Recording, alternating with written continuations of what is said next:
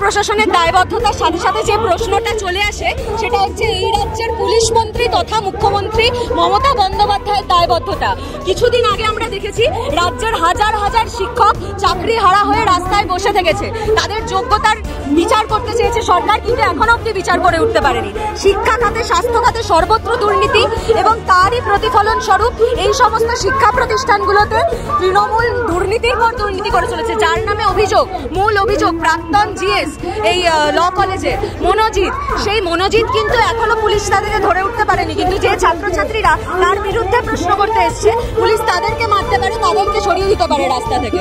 আজকে এইখানে আসার সময় এসএফআই এর তরফ থেকে আমরা ওই যে ল কলেজে বড় করে অভিষেক বন্দ্যোপাধ্যায়ের পিসির ভাইপোর ছবি টাঙানো ছিল সেটা ভেঙে দিয়ে এসেছি। এই রাজ্যের প্রত্যেকটা কলেজ, প্রত্যেকটা বিশ্ববিদ্যালয় যেখানে যেখানে তৃণমূল নিজের বাবার সম্পত্তি মনে করবে সেখানে বাংলার ছাত্ররা যাবে, বামপন্থী ছাত্ররা যাবে এবং সেই ছবিগুলোকে, সেই দম্ভগুলোকে ভেঙে দিয়ে আসবে। বাংলা হান্টের আরও খবর দেখতে নজর রাখুন। বাংলা খবর মানেই বাংলা হান্ট।